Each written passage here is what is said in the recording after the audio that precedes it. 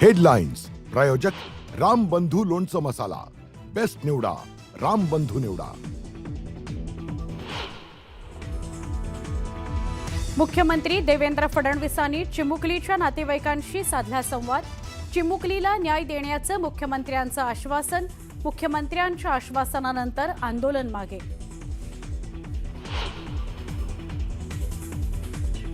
पुण्याच्या भोरमधील अत्याचार प्रकरणात नराधमाला 7 मेपर्यंत पोलीस कोठडी।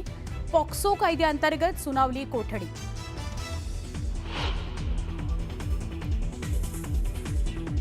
खेडमध्ये 3 वर्षाच्या चिमुकल्यावर अत्याचार केल्यानंतर मुलाची गळा चिरून हत्या। 16 वर्षाच्या आरोपी पोलिसांच्या ताब्यात। आरोपी मूळचा बिहारचा असल्याची माहिती।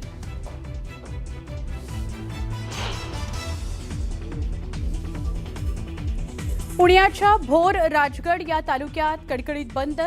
नसरापूरमधील चिमुकलीच्या अत्याचाराच्या घटनेनं निषेधार्थ बंदची हाक।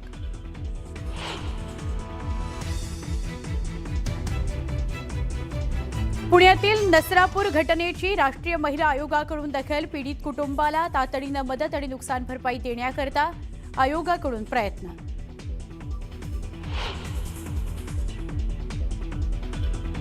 नाशिकमधील धर्मांतर प्रकरणातील फरार आरोपी निदा खानचा अटकपूर्व जामीन अर्ज फेटाळला। निदाला कोणत्याही क्षणी होऊ शकते अटक। इतर आरोपींची कोर्टात सुनावणी सुरू।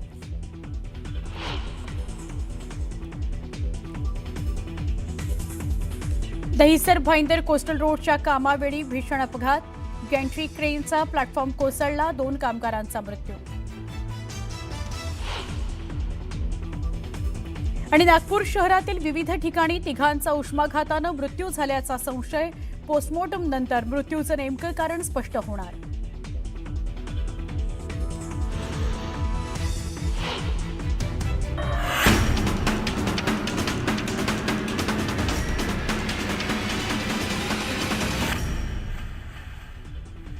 न्यूज 18 मराठीच्या कॉटन किंग स्टुडिओ मध्ये आपलं स्वागत।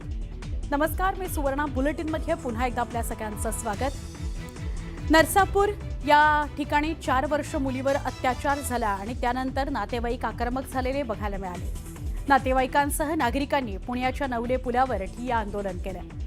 तब्बल 4.5 तास पुणे बंगळुरू महामार्ग रोखून धरण्यात आला होता। नराधमाला आमच्या ताब्यात द्या अशी मागणी आंदोलकांनी केली। दरम्यान पुण्याचे पोलीस आयुक्त अमितेश कुमार यांनी आंदोलनस्थळी दाखल होत आंदोलकांची समजूत काढली। मुख्यमंत्री देवेंद्र फडणवीस यांनी चिमुकलीच्या वडिलांशी फोनवरून संवादही साधला आणि आरोपींना कठोर शासन आम्ही करू असं आश्वासन त्यांनी दिलं। तब्बल 4.5 तासांच्या आंदोलनानंतर पोलिसांनी आंदोलकांना पांगवलं आणि महामार्ग खुला केला।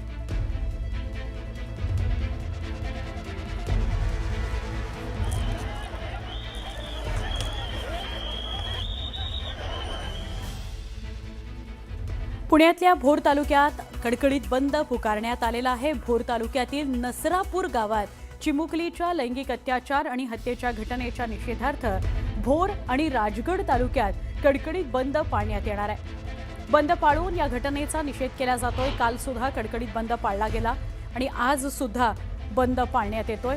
सगळे व्यापारी असोसिएशन, दुकानदार आणि नागरिक यांच्याकडून कडकडीत बंदचं आवाहन करण्यात आलंय। बंदच्या आवाहनाला दुकानदारांनी सुद्धा चांगला प्रतिसाद दिलेला दिसतोय। नराधमाला तात्काळ फाशीची शिक्षा व्हावी या मागणीकरता हा बंद पाळण्यात आलाय।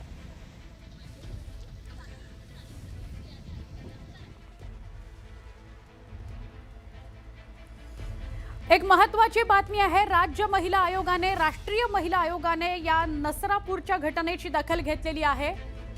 राष्ट्रीय महिला आयोगाकडून नसरापूरच्या घटनेची दखल घेण्यात आलेली आहे। या प्रकरणात कठोर शासन आरोपीला व्हावं यासाठी प्रयत्न केले जातील। राष्ट्रीय महिला आयोगाकडून ते प्रयत्न केले जाणार आहेत। National commission for protection of child rights यांना या प्रकरणाची दखल घेऊन तपासावर देखरेख ठेवण्याचे आणि दोषीला कठोर शिक्षा मिळावी यासाठी आवश्यक ती कारवाई करण्याचं आयोगाकडून आवाहन करण्यात आलं। पीडित कुटुंबाला तातडीनं मदत आणि नुकसान भरपाई देण्याकरता आयोगाकडून प्रयत्न केले जात आहेत। वेळेत आरोपपत्र दाखल करणे, फास्ट ट्रॅक न्यायालयामध्ये जलद सुनावणी सुनिश्चित करणे आयोगाकडून यावर भर दिला जाणार आहे।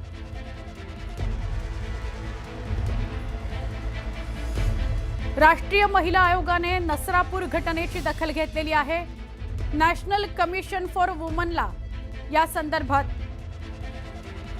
सांगण्यात आलेलं आहे की कशा प्रकारे कारवाई होणं अपेक्षित आहे, या कारवाईमध्ये काय मदत कुटुंबाला करता येईल हे बघावं। पुण्यातल्या भोर तालुक्यात कडकडीत बंद पुकारण्यात आलाय। भोर तालुक्यातील नसरापूर गावात चिमुकलीच्या लैंगिक अत्याचार आणि हत्येच्या घटनेनं सगळा भोर आणि नसरापूर हादरलेला आहे। राजगड तालुक्यामध्ये कडकडीत बंद पाळण्यात येतोय आणि भोरमध्ये सुद्धा कडकडीत बंद पाळण्यात येतोय। बंद पाळून या घटनेचा निषेध केला जाणार आहे। सगळे व्यापारी असोसिएशन, दुकानदार, नागरिक यांच्याकडून बंदचं आवाहन केलं गेलंय। बंदला प्रतिसादही चांगला मिळतो आहे। कालही बंद पुकारण्यात आलेला होता। उत्स्फूर्त बंद होता। नागरिकांनी रस्त्यावर उतरत या घटनेचा निषेध केला।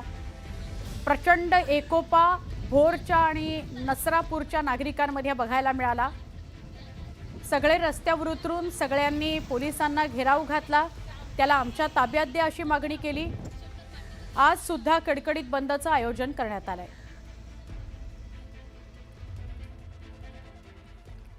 मनोज जरांगे आज पुण्याच्या दौऱ्यावर आहेत। नसरापुरातील पीडित चिमुकलीच्या कुटुंबियांची ते भेट घेणार आहेत। सकाळी 10-10:30च्या दरम्यान जरांगे अंतरवाली सराटीतून पुण्याकडे जायला रवाना होतील। दुपारी 3च्या दरम्यान ते पीडित कुटुंबाची भेट घेतील अशी माहिती मिळते आहे।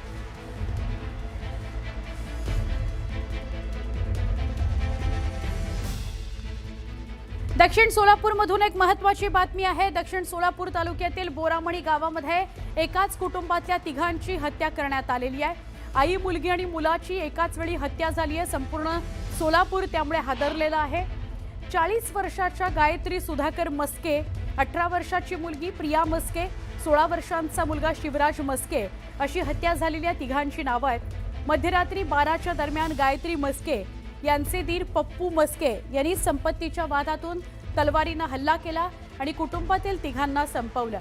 गायत्री आणि प्रिया यांचा मृतदेह घराच्या गच्चीवर, शिवराज याचा मृतदेह बैठकीच्या खोलीत रक्ताच्या थारोळ्यात आढळून आलेला आहे।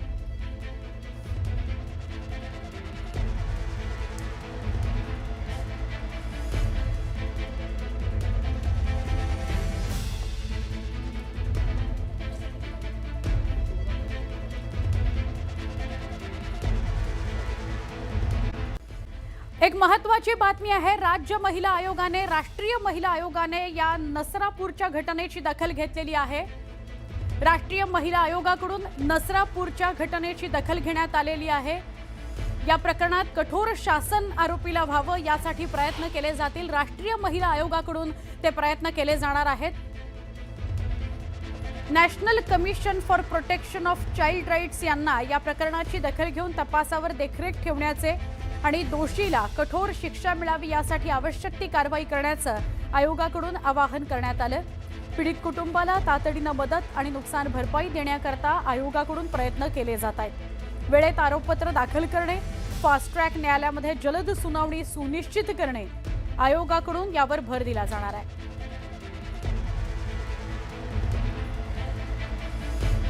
राष्ट्रीय महिला आयोगाने नसरापूर घटनेची दखल घेतलेली आहे। नॅशनल कमिशन फॉर वुमनला या संदर्भात सांगण्यात आलेलं आहे की कशा प्रकारे कारवाई होणं अपेक्षित आहे, या कारवाईमध्ये काय मदत कुटुंबाला करता येईल हे बघावं।